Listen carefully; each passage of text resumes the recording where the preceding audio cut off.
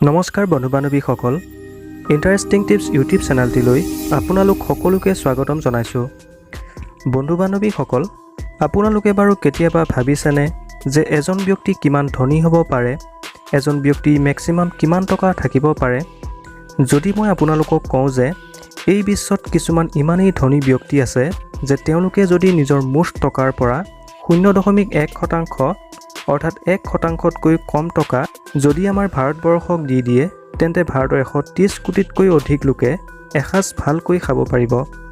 আজি মই আপোনালোকক বিশ্বৰ এনে 10জন সবাতোকৈ ধনী ব্যক্তিৰ বিষয়ে ক'ম।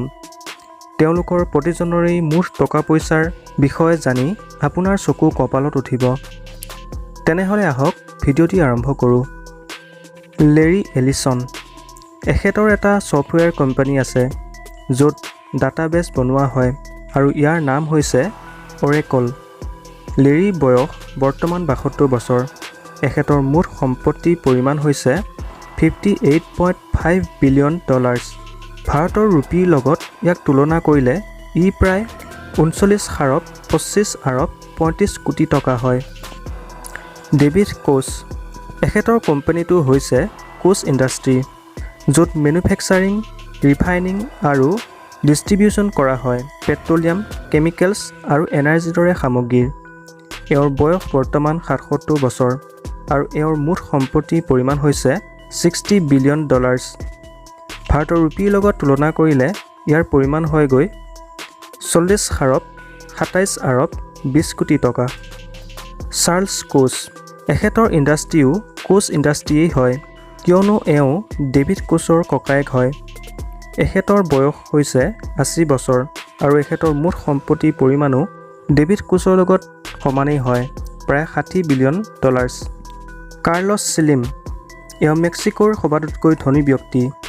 এখেতৰ 200তকৈও অধিক ব্যৱসায় আছে, যেনে বেংকিং, ৰিটেইল, টেলিকমিউনিকেশ্যন ইত্যাদি। এওঁ বৰ্তমান বয়স 81 বছৰ আৰু এখেতৰ মুঠ সম্পত্তিৰ পৰিমাণ হৈছে প্ৰায় $67.1 বিলিয়ন। ভাৰতত ইয়াৰ পৰিমাণ হয় প্ৰায় 45,375 কোটি 20 লাখ টকা। আমেনচিও অৰ্টেগা। এওঁ স্পেইনৰ এজন বিজনেছমেন। এওঁৰ কোম্পানীৰ নাম হৈছে জাৰা। জাৰা লেডিজ ক্লথৰ এটা ডাঙৰ ব্ৰেণ্ড হয় আৰু গোটেই বিশ্বত ইয়াৰ প্ৰায় 7,000তকৈ অধিক শ্ব'ৰুম আছে। এমেনচিওৰ বয়স বৰ্তমান 81 বছৰ। এওঁৰ মুঠ সম্পত্তিৰ পৰিমাণ হৈছে $70 বিলিয়ন। ভাৰতত ইয়াৰ পৰিমাণ হয় 46,98,40 কোটি টকা। Mark Zuckerberg. যদি আপুনি FB চলায় তেন্তে মাৰ্ক জুকাৰবাৰ্গকতো নিশ্চয় চিনি পায় চাগে, কাৰণ এখেতেই বনাইছে ফেচবুকক। মাৰ্কে নিজৰ ফেচবুক কোম্পানীৰ জৰিয়তেই মাত্ৰ 23 বছৰ বয়সতেই এজন বহুত ধনী ব্যক্তি হৈ পৰে। এই সময়ত মাৰ্কৰ বয়স 34 বছৰ আৰু তেওঁৰ মুঠ সম্পত্তিৰ পৰিমাণ প্ৰায় $71 বিলিয়ন।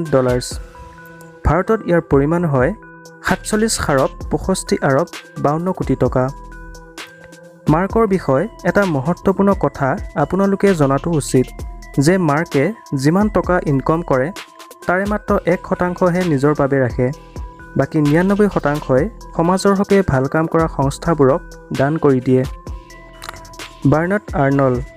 বাৰ্নাৰ্ড আৰ্নল্ডৰ বাবেই আজি বিশ্বত সবাতোকৈ উন্নতমানৰ ফেশ্বনেবল ব্ৰেণ্ডবোৰ দেখিবলৈ পোৱা গৈছে, যেনে বালগাৰী, লুইছ ভিটন, ডম পিগ্ৰন আৰু চিফৰা।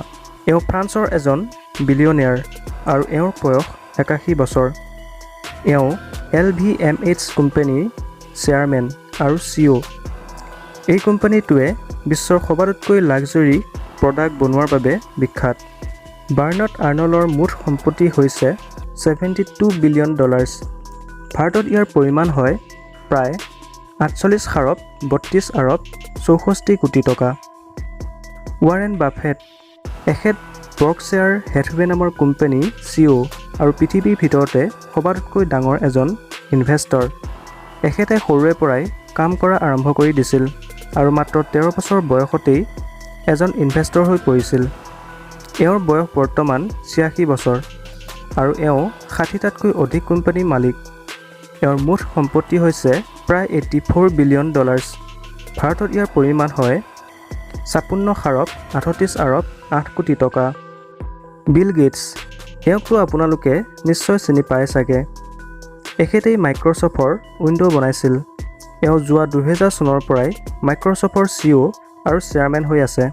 বিল গেটছৰ বয়স বৰ্তমান 61 বছৰ আৰু এওঁৰ মুঠ সম্পত্তি হৈছে $90 বিলিয়ন।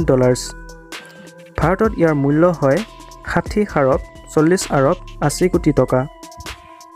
জেফ বেজছ, আজিৰ যুগত যি অনলাইন শ্বপিঙৰ ব্যৱস্থা আছে সেয়া কেৱল জেফ বেজছৰ বাবেই সম্ভৱ হৈছে। 1994 চনত এখেতে নিজৰ চাকৰি বাদ দি অনলাইন কিতাপ বেচাৰ কাম আৰম্ভ কৰিছিল আৰু আজি সমগ্ৰ বিশ্বৰ লোকে এওঁৰ অনলাইন কোম্পানী এমেজনৰ পৰা প্ৰায় সকলো বস্তুকেই ক্ৰয় কৰে। এওঁৰ এটা প্ৰাইভেট স্পেচ কোম্পানীও আছে যাৰ নাম হৈছে ব্লু অৰ্গিন। ইয়াত তেওঁ বিশ্বৰ বাবে স্পেচ ট্ৰেভেল এজেঞ্চি বনাব বিচাৰে যাতে ইয়াৰ সহায়ত সকলো লোকে কম খৰচত সৌৰজগতৰ ভ্ৰমণ কৰিব পাৰে। এখেতৰ বয়স বৰ্তমান 53 বছৰ আৰু এখেতৰ বৰ্তমান সম্পত্তিৰ পৰিমাণ প্ৰায় $112 বিলিয়ন। ভাৰতত ইয়াৰ পৰিমাণ হয় প্ৰায় 75,17,44 কোটি টকা। ভিডিঅ'টি ভাল লাগিলে লাইক কৰিব, কমেণ্ট কৰিব আৰু আমাৰ চেনেলটিকো ছাবস্ক্ৰাইব কৰি দিব।